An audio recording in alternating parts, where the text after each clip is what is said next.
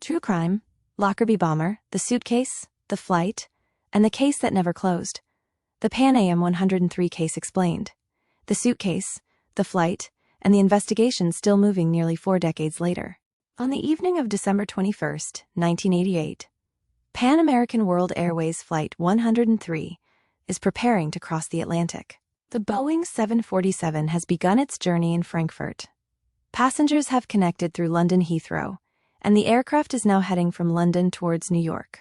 For hundreds of people on board, it is an ordinary international flight in the final days before Christmas. Below the passenger cabin, hundreds of pieces of luggage sit inside containers in the aircraft's cargo hold. Somewhere within that mass of suitcases, clothing and personal possessions, is an object whose significance is invisible to everyone on the aircraft. Flight 103 leaves Heathrow at approximately 6:25 p.m. It climbs northwest across Britain, heading towards the Atlantic. Air traffic controllers communicate normally with the crew. Nothing in those exchanges indicates an emergency. At approximately 7 o'clock, the aircraft approaches the Scottish border. Minutes later, something happens inside the forward cargo hold. The radar picture changes. Contact with Flight 103 disappears. The night over Lockerbie, the aircraft is flying at around 31,000 feet when an explosive device detonates inside the forward luggage compartment. The explosion does not simply tear a hole through the Boeing 747. Structural failure spreads rapidly through the aircraft. The fuselage breaks apart in the air, and sections of the plane begin falling towards the Scottish town of Lockerbie and the surrounding countryside. All 259 passengers and crew members aboard Flight 103 are killed. 11 residents of Lockerbie also die when wreckage strikes the town. Houses are destroyed, fires erupt, and debris is scattered across an enormous area. The dead include 190 Americans and 43 citizens of the United Kingdom, while passengers from numerous other countries are also among those lost. The scale of the disaster immediately presents investigators with a problem almost without precedent. This is not a conventional crime scene. It stretches for miles. Aircraft wreckage, luggage, clothing, and personal belongings have fallen across southern Scotland. Investigators cannot begin by looking for a weapon lying beside a victim or a suspicious object inside a single building. They have to reconstruct an aircraft that has disintegrated thousands of feet above the ground and work backwards towards whatever caused it. Tens of thousands of objects are eventually recovered, catalogued, and examined. Parts of the Boeing are transported to a hangar at Longtown, while important portions of the aircraft are reconstructed at Farnborough. The investigation gradually begins distinguishing damage caused by the aircraft's breakup and impact from damage created before the plane came apart. One area attracts particular attention. It is on the port side of the forward cargo bay. Investigators find pitting, soot, unusual fractures, and metal deformed in patterns consistent with an explosion originating inside the aircraft. The catastrophe is no longer being treated simply as an unexplained air disaster. Someone has placed a bomb aboard Pan Am Flight 103, reconstructing the explosion.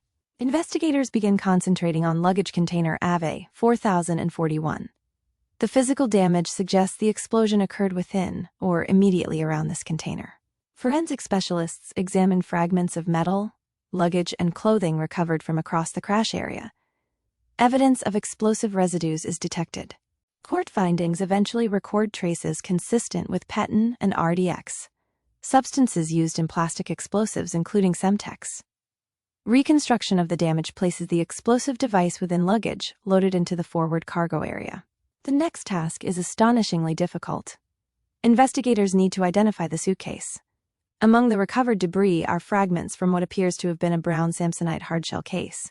56 pieces showing explosive damage are eventually associated with the suitcase. The pattern of destruction indicates that the explosion came from inside it. Then, investigators find something smaller. Fragments embedded within damaged clothing appear to belong to a radio cassette player. Additional pieces include parts of an instruction manual. The fragments are examined against commercially available radios. The device is eventually identified as being consistent with a Toshiba RT-SF16 radio cassette player. Investigators conclude that the explosive charge had been concealed inside the radio, which in turn had been packed into the Samsonite suitcase. The ordinary objects recovered from the Scottish countryside are beginning to form a chain. A suitcase, clothing, a radio, explosives, and somewhere behind them whoever prepared the device. The clothes inside the suitcase. The damaged clothing becomes one of the investigation's most important geographical clues. Some of the garments are sufficiently intact for investigators to identify their manufacturers or retailers. The trail takes them far from Scotland and eventually towards Malta. Investigators establish that several items appear to have been purchased from a shop called Mary's House in Sliema. Its owner, Tony Gauci, becomes an important witness. Gauci describes selling a collection of clothing to a man whose identity he does not know. Investigators try to determine exactly when the purchase happened and who the customer might have been. The question matters enormously. If investigators can identify who bought the clothes packed around the bomb, they may be able to identify someone connected to whoever assembled or transported the explosive suitcase. But the identification evidence is never straightforward. Memory is imperfect. Time passes. Gauci gives descriptions of the purchaser and is subsequently shown photographs. Questions emerge about the date of the clothing purchase, the customer's appearance, weather conditions, and events occurring around the shop at the time. These details will become some of the most argued over evidence in the entire Lockerbie story.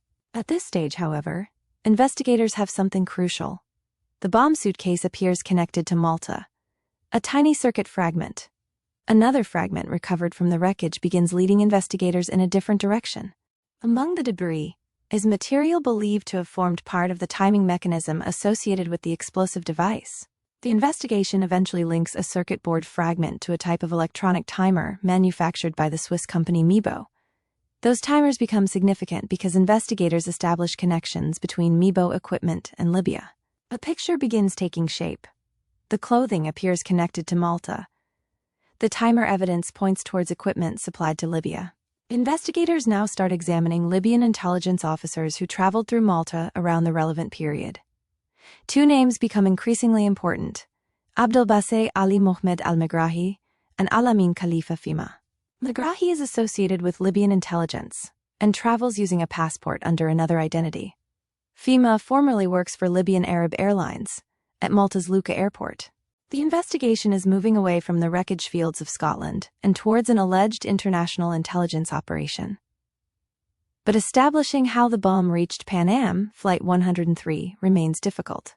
How did the suitcase reach Heathrow? The eventual prosecution theory develops around an unaccompanied suitcase entering the aviation baggage system in Malta. The proposed route is complicated. The suitcase is alleged to have been introduced at Malta, transferred through Frankfurt, and eventually placed aboard Pan Am Flight 103 at Heathrow.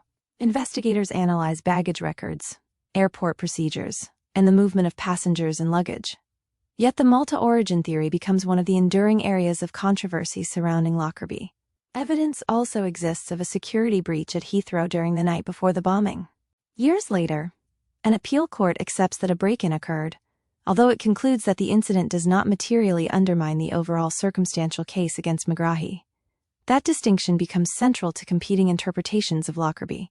The official case ultimately points towards Libya and Malta. Critics argue that alternative routes for introducing the bomb were never adequately eliminated. These are not trivial disagreements. The precise origin of the suitcase determines how almost every other piece of evidence fits together. Libya moves into the center of the investigation. By 1991, American and Scottish investigators believe they have enough evidence to formally accuse two Libyan men. Megrahi and Fima are charged in connection with the attack. The allegation is extraordinary in geopolitical terms. Investigators are effectively accusing operatives connected to the government of Muammar Gaddafi of participating in the destruction of a civilian airliner carrying hundreds of passengers. Libya refuses for years to surrender the men for trial in either Britain or the United States. The Lockerbie investigation, therefore, becomes entangled with international diplomacy. Sanctions are imposed against Libya. Negotiations continue. Families of those killed wait, while governments argue over jurisdiction, extradition, and the location of any future proceedings.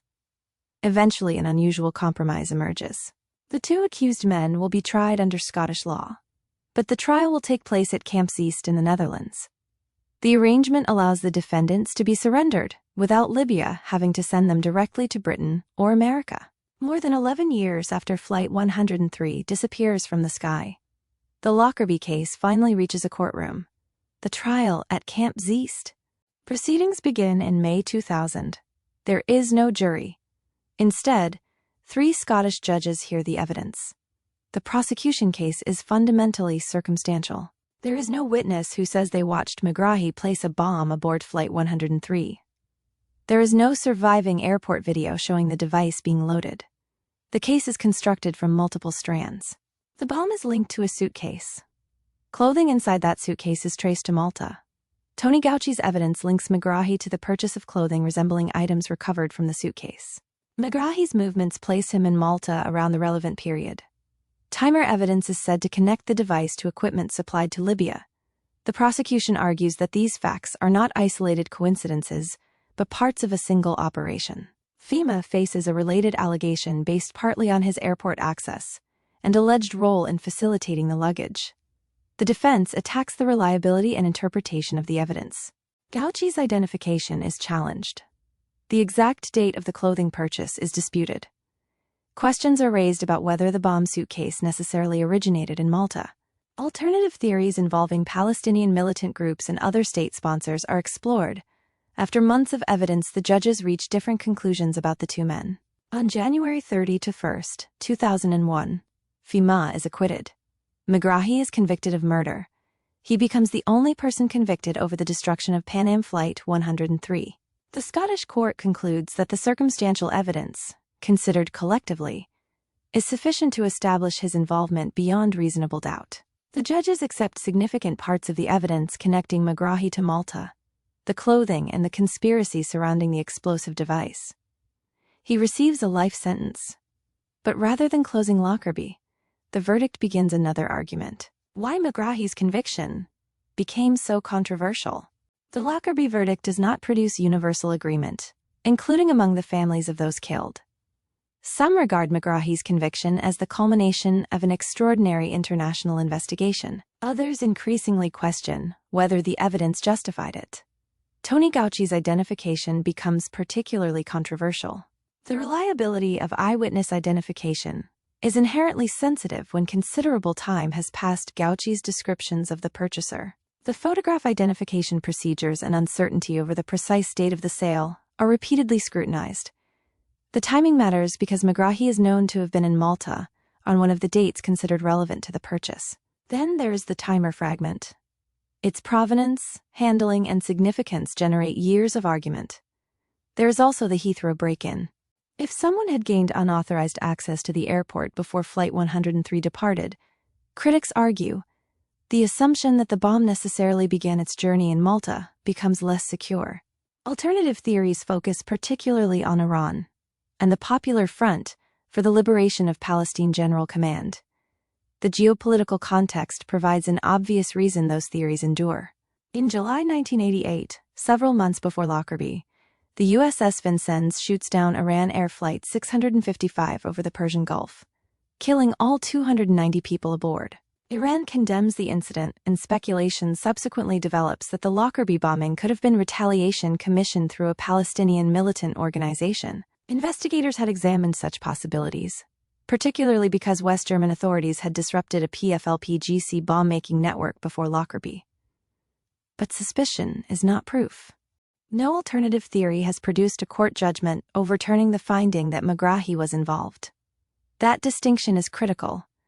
Lockerbie contains genuine evidential controversies. It also contains decades of speculation extending far beyond what can be established. The appeals begin. McGrahy appeals his conviction. His first appeal fails in 2002. The case nevertheless remains under examination, and the Scottish Criminal Cases Review Commission later conducts a major investigation. In 2007, the commission refers McGrahy's conviction back to the appeal court, after concluding that a possible miscarriage of justice may have occurred. The referral is significant. It does not declare McGrahy innocent. It means there are issues serious enough to justify another judicial examination of the conviction. A second appeal begins. Then circumstances change dramatically. McGrahy develops terminal prostate cancer. In August 2009, the Scottish government releases him from prison on compassionate grounds. He abandons his appeal shortly before returning to Libya. The decision provokes intense controversy, particularly in the United States. Megrahi is welcomed upon his return to Libya and survives considerably longer than the prognosis discussed at the time of his release. He dies in Libya in May 2012. His death does not end the legal argument. His family continues attempting to clear his name. Years later, the Scottish Criminal Cases Review Commission again refers the conviction to the High Court. In January 2021, 5 appeal judges reject the challenge and uphold Megrahi's conviction. The court examines arguments surrounding Gauchi's identification and other evidence but does not find a basis for overturning the verdict. Legally, therefore, Megrahi remains convicted of the Lockerbie bombing. Historically, however, the investigation has not stopped. Because another name has been sitting inside the Lockerbie files, the name investigators could not forget. During the original investigation, authorities encounter references to a Libyan man known as Abu Aguila Masood. Investigators suspect he may have specialized in explosives, but they cannot establish enough about his identity or whereabouts to prosecute him alongside Megrahi and Fima. The trail goes quiet. For years, Lockerbie remains defined primarily by Megrahi's conviction and the arguments surrounding it. Then Libya changes. In 2011, the uprising against Muammar Gaddafi destroys the political order that has controlled the country for decades. Gaddafi is killed. Prisons, intelligence archives, and state institutions enter a period of turmoil. And somewhere inside that upheaval, Abu Aguila Mohammed Masood Khair al-Marimi is taken into Libyan custody. What happens next eventually transforms the Lockerbie investigation. The interview in Libya. On September 12, 2012, Masood is interviewed by a Libyan law enforcement officer. According to later American charging documents, Masood makes statements describing his involvement in the Lockerbie operation. The interview does not immediately become public. Years pass. The FBI receives a copy around 2017. American and Scottish investigators continue trying to establish more about its provenance, circumstances, and contents. By March 2020, investigators obtain additional information from the Libyan officer who conducted the interview. The document contains an extraordinary allegation. According to the American government's description of the interview, Masood said he had worked as a technical specialist for Libya's external security organization and had experience constructing explosive devices. Prosecutors say he described receiving instructions in the winter of 1988 to travel to Malta with a suitcase. They allege he met Megrahi and Fima there. And they say Masood admitted preparing the explosive device eventually used against Flight 103. These claims have not been proven against Masood at trial. He denies responsibility. But more than 3 decades after Lockerbie, investigators believe they have found the man who constructed the bomb. What Masood is accused of doing. The American allegations provide a much more detailed operational story than the public possessed at the time of Megrahi's trial. According to the criminal complaint, Masood was allegedly summoned by a senior Libyan intelligence figure and directed to travel to Malta. Prosecutors say he arrived carrying a prepared suitcase. They allege that after spending several days in Malta, he received instructions from Megrahi and Fima concerning the timer. The government says Masood then set the device so that the explosion would occur approximately 11 hours later.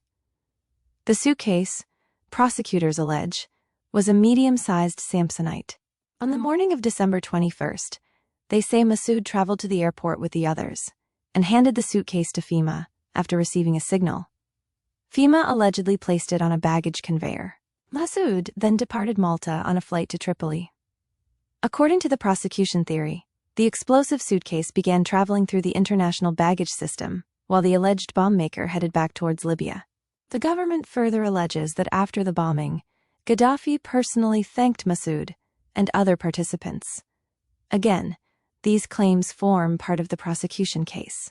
Masood has pleaded not guilty, and the allegations remain to be tested at trial. That legal distinction matters more now than ever. The alleged confession and its problems. The alleged 2012 statement is potentially devastating evidence. It is also one of the most contested parts of the modern Lockerbie prosecution. Masood's lawyers argue that the circumstances surrounding the interview make it unreliable. Libya in 2012 is not a stable democratic state with a conventional criminal justice system operating normally after a peaceful transfer of power. Gaddafi's regime has collapsed through civil war. Armed factions hold prisoners. Institutions are fractured. Massoud's defense has challenged whether statements obtained while he was imprisoned can safely be treated as voluntary and truthful. The defense argues that the alleged confession was coerced. Prosecutors dispute that account and have sought to establish the document's authenticity and reliability through the officer involved and other evidence. A United States federal judge has ruled that the alleged confession can be introduced at trial, meaning jurors may hear it and decide how much weight it deserves. Massoud remains entitled to challenge its credibility and circumstances. This creates one of the central questions of the new Lockerbie case. A confession can appear extraordinarily persuasive, but a confession is not automatically true merely because a document records one. The conditions under which it was obtained, the accuracy of the record, whether details were independently known, whether the speaker had been pressured, and whether other evidence corroborates the account all matter. The Lockerbie case has reached a point where an American jury may eventually have to examine all of those questions. How Massoud reached the United States. American prosecutors publicly charged Massoud in December 2020. At that point, however, he remains in Libya. The announcement, therefore, does not mean a trial is imminent. The United States needs physical custody of him. That happens 2 years later, under circumstances that themselves become controversial. In December 2022, American authorities announced that Massoudi is in United States custody. He is transported to Washington and appears before a federal court. The Justice Department says he is accused of offenses arising from the destruction of Pan Am Flight 103 and the deaths of the 270 people killed in the bombing. Questions are subsequently raised about how he was removed from Libya and transferred into American hands. His defense challenges aspects of the process, but the prosecution survives those preliminary battles, and preparations move towards something Lockerbie has never previously seen: a criminal trial connected to the bombing on American soil. The case against Massoud is not the Megrahi case repeated. It is tempting to think of the new prosecution as simply another version of the Camp Zeist case. It is not. Some evidence overlaps. Megrahi and FEMA are important to the allegations against Massoud because prosecutors say the three men worked together. Malta remains central. The suitcase remains central. The alleged Libyan intelligence operation remains central. But Massoud's alleged statement creates a fundamentally different evidential question. The original case relied heavily on reconstruction and circumstantial evidence connecting pieces of the bombing operation. The modern prosecution claims it possesses an account from a man allegedly involved in constructing the device itself. If a jury accepts that statement as authentic, voluntary, and truthful, and finds it corroborated by other evidence, it could reinforce the long-standing Libyan theory dramatically. If the defense persuades jurors that the statement was coerced, contaminated, unreliable, or insufficiently supported, its importance could collapse. This is why the new trial matters far beyond the fate of one elderly defendant. It potentially tests parts of the entire historical narrative of Lockerbie, what the record cannot prove. Even after nearly 4 decades of investigation, several questions should not be treated as conclusively answered, simply because one prefers a particular theory. Megrahi's conviction remains legally valid. That is a fact. FEMA was acquitted. That is also a fact. Libya formally accepted responsibility for the actions of its officials in 2003 as part of the process that led towards sanctions being lifted.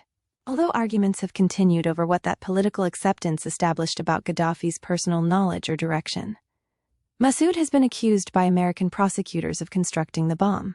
He has not been convicted.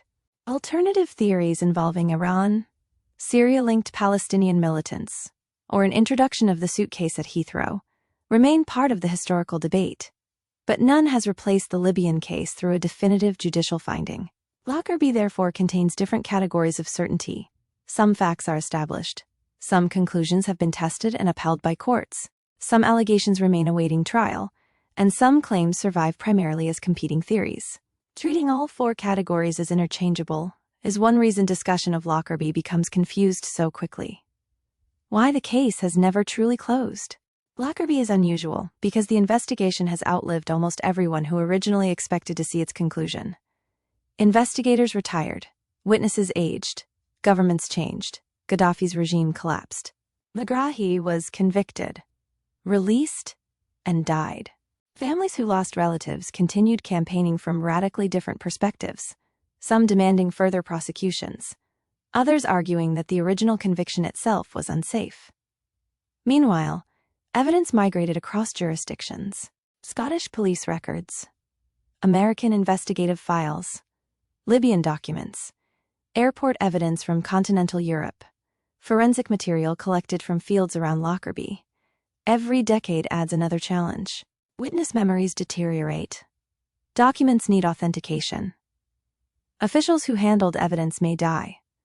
Legal teams inherit investigative decisions made before modern digital evidence systems existed. Physical exhibits have to be connected to chains of custody established in the 1980s and 1990s. A prosecution almost 40 years after an event is therefore not simply a historical reconstruction. It is a battle over whether historical evidence can still satisfy modern criminal procedure. New evidence stops the trial again. By the summer of 2026, the Massoud case appears finally ready to reach a jury. Jury selection is scheduled to begin in Washington at the end of August. Pre-trial litigation is intense. Only days before proceedings are expected to start, Judge Dabney Friedrich warns prosecutors about problems involving the authentication of some international evidence. She tells the government it proceeds at your own peril if it fails to establish that material properly. Then another development arrives. New evidence has been discovered. On August 24, 2026, the judge postpones the trial. Defense lawyers say they need time to examine the newly produced material. The court agrees that proceeding immediately would not allow the issue to be handled properly. Jury selection does not begin as planned. No replacement trial date is immediately set. A status hearing is scheduled for September 1st to determine how the case should proceed.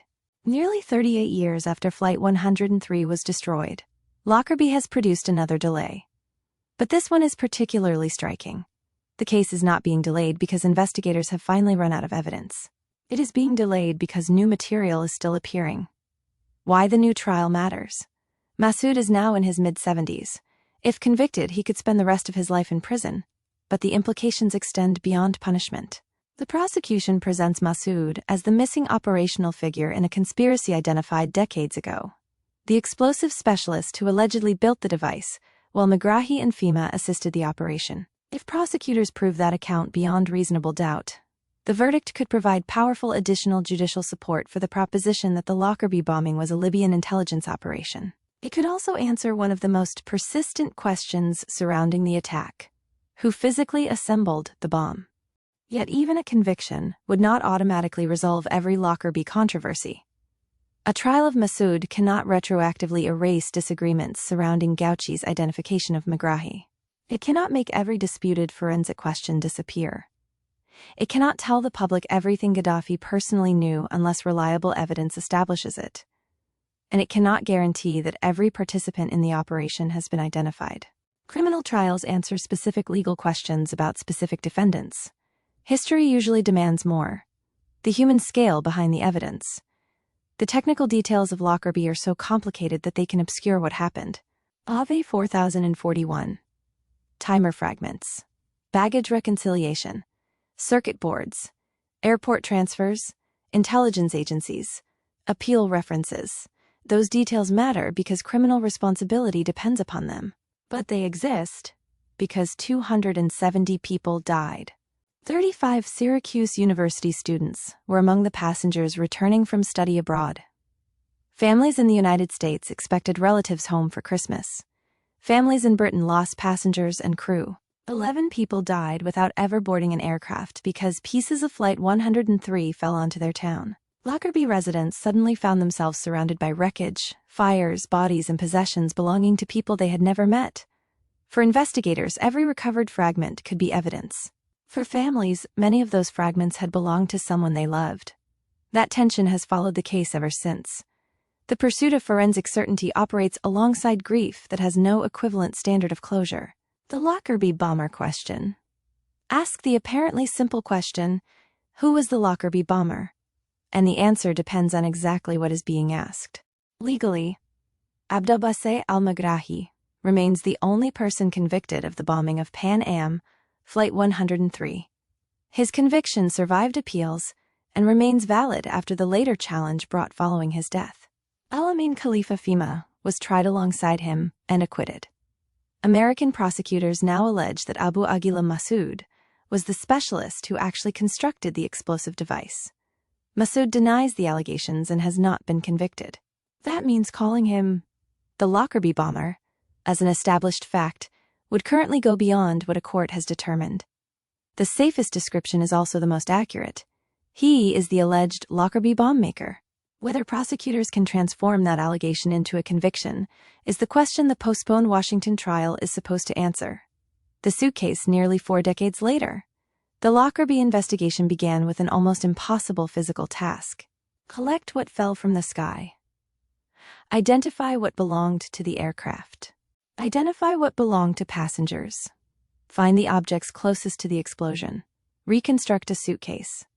Reconstruct a radio. Trace clothing. Trace a timer. Trace travelers. Trace intelligence officers. Then prove what those fragments mean. That process produced Megrahi's conviction. It produced Fhimah's acquittal. It produced appeals, political battles, alternative theories, and allegations of miscarriage of justice. And eventually, it produced another accused man. The brown suitcase that investigators reconstructed from fragments recovered across Scotland remains the central symbol of the entire case. Nearly 38 years later, the question is no longer whether a bomb brought down Flight 103. That has long been established. The unfinished question is how completely the people behind that suitcase can still be identified and held legally responsible. Masood's trial was supposed to provide the next answer. Instead, days before jury selection, new evidence stopped the proceedings again. Lockerbie is still moving.